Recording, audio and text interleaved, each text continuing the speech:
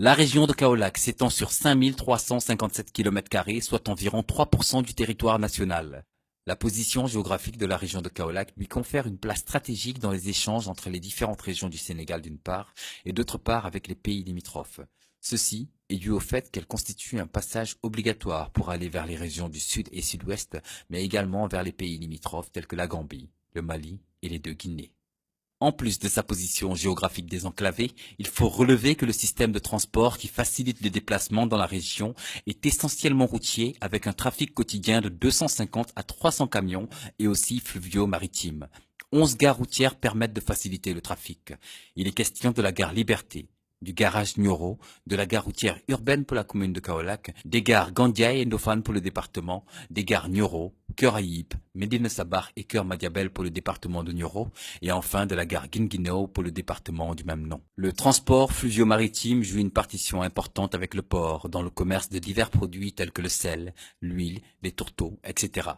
La présence de l'aérodrome, des motos Jakarta qui constituent une marque de fabrique locale, contribue à une diversification de l'offre de transport même si, parallèlement, le transport ferroviaire connaît un déclin du fait d'une forte concurrence du transport routier.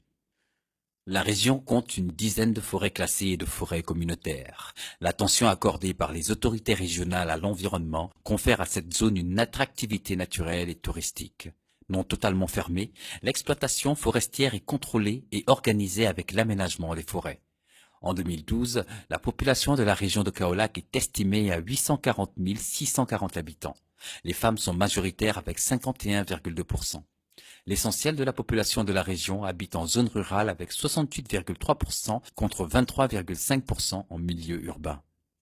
Les moins de 20 ans représentent 59,3% de la population, alors que les personnes âgées de 60 ans et plus ne représentent que 5,2% de la population. Kaolack dispose d'une économie dynamique et diversifiée. Elle occupe une place déterminante dans les stratégies nationales de développement économique. Kaolack se distingue particulièrement dans l'agroalimentaire et dans le secteur du commerce. La présence d'unités agroalimentaires telles que la Suneor, la Copoel ex-Novasen, les salins du Sine Saloum, l'industrie sénégalaise du cycle, ISENSI, le West Africa Oil et la zone industrielle de Kaon constituent des indicateurs économiques pertinents de la région. Elle contribue à la réduction du chômage des jeunes et des femmes à travers les emplois qu'elle génère. L'agriculture, moteur de l'économie, occupe environ 75% de la population active. Sa place prépondérante s'explique par les énormes potentialités dont dispose la région. Parmi celles-ci, on peut citer l'expérience des producteurs, l'aptitude des sols à la diversification des cultures du mil, du maïs, de l'arachide, entre autres. Les cultures sont dominées par les céréales comme le mil, le maïs, le sorgho et le riz qui couvrent près de 52% des superficies cultivées. Le mil, aliment de base des populations rurales, occupe près de 80% des terres cultivées en céréales et 42% de superficie. Il apporte une contribution de 72,9% à la production céréalière totale. L'arachide buillerie représente 88,53% des cultures de rente. L'élevage permet à la région de produire annuellement d'importantes quantités de viande avec plus de 130 000 abattages, du lait avec une production de plus de 5 400 000 litres et du cuir. La région de Kaolack a un accès sur l'océan Atlantique à travers le fleuve Saloum. La pêche y est pratiquée toute l'année au niveau du fleuve et des deux effluents du fleuve Gambie. La région dispose d'un important marché aux poissons et d'un site de transformation des produits halieutiques.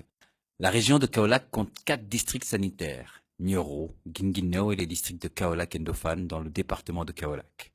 Elle dispose d'un hôpital régional de type 2, de 4 centres de santé, de 48 postes de santé et de 249 cases de santé.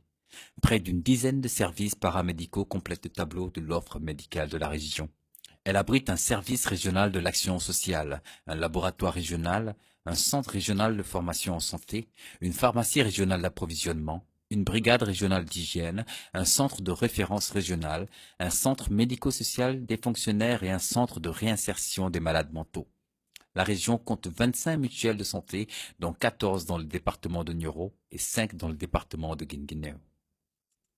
Kaolack est largement représenté par les médias nationaux et internationaux, avec des plateformes de renom telles que RTS, RDV, 2STV, Sen TV et la toute nouvelle télévision régionale TVS Saloum, pionnière au Sénégal qui se trouve au cœur de ville de Kaolack, espace multidimensionnel initié par Saloum Investissement.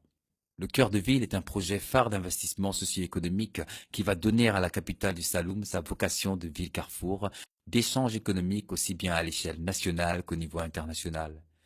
Le cœur de ville de Kaolack est un complexe futuriste et innovant qui va apporter au Saloum en général et à la ville de Kaolack en particulier leur prestige d'antan.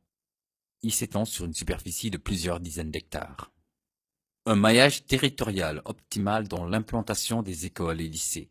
Une progression fulgurante de l'enseignement en général, préscolaire et élémentaire en particulier. Durant les 5 dernières années, le nombre d'établissements d'enseignement élémentaire a augmenté de 61%. Cette augmentation des infrastructures scolaires a permis une augmentation du taux brut de scolarisation au préscolaire de 108% en l'espace de 4 années, avec une note intéressante de sexe ratio. En effet, elle a davantage affecté les filles que les garçons, avec respectivement des taux de croissance de 40% et de 35%, soit une différence significative de 5%.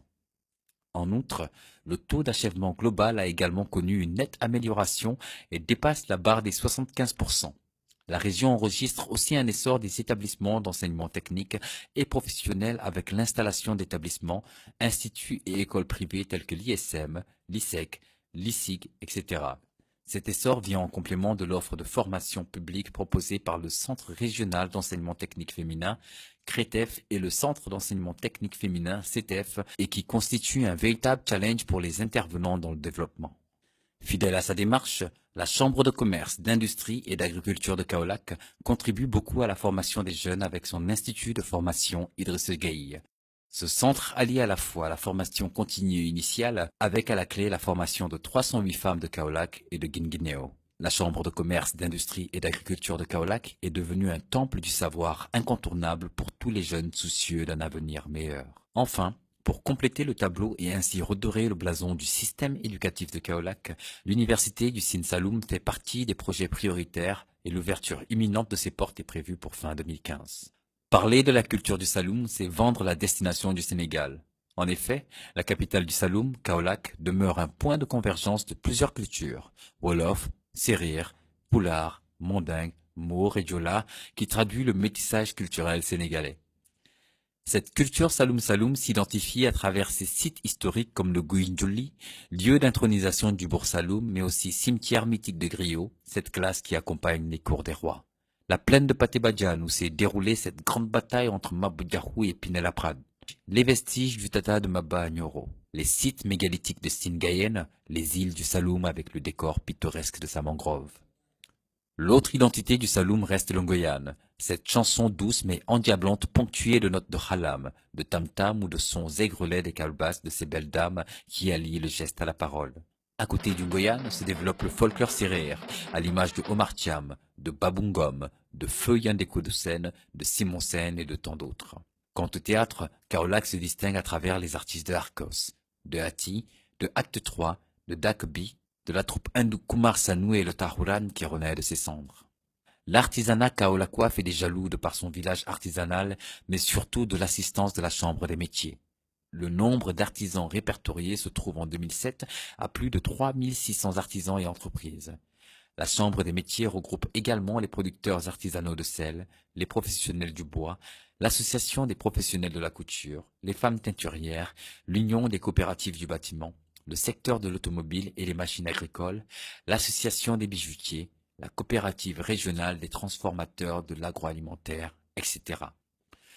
Une belle carte touristique se développe dans les îles, mais aussi à Kaolack où Horizon Bleu rayonne avec ses entités que sont le Relais, le Paris et l'Arc-en-Ciel. Le dernier né, qui rappelle le décor des veillées nocturnes du Saloum, est l'hôtel Al-Jana, à mi-distance de Kaolack et de Kaoun. Le tourisme religieux se manifeste à travers le rayonnement de Medina Bay, de Léona Niassène, de Kanen, de Pentium Serigne Bassirou, de Porokhane, mais aussi des familles d'Em venues de Sokone et de Ndiaye-Kounda. Le sport kaolackois dans tous ces secteurs a fait rayonner la ville de Mbossé Kumbodjigen. En football, l'équipe du Mbossé est devenue AS Saloum depuis sa fusion avec les Salins de Kaolack, a joué les premiers rôles dans le championnat d'élite du Sénégal, même si le seul trophée dans ses vitrines reste la Coupe nationale junior. Mais sur le plan des individualités, de grandes figures telles que Papi Mison Djilaboudi, plus connu sous le sobriquet de Tchotcho, ont fait la fierté du sport kaolackois. La médaille d'or mondiale, Ami Mbaké Thiam a rehaussé le flambeau de l'athlétisme kaolackois et sénégalais. Le handball, le basketball, le volleyball, la boxe et la natation ont aussi honoré les Saloum Saloum. La lutte, avec l'avènement de Mam Yamban et plus tard de Mohamed Ndao Tyson, a fait rêver les férus de ce sport national. Sur le plan des infrastructures, le complexe du stade d'Amingé reste le lieu de rencontre de l'ensemble des sportifs de la région, en attendant la construction du stade municipal. Kaolack accueille plusieurs projets du PSE, dont un agropole intégré, le corridor céréalier et le port sec. Ce dernier, qui sera implanté dans un domaine de 10 hectares, fait partie également des 5 projets prioritaires que sont l'aérodrome, le cœur de Kaolack, les zones industrielles et le port sec.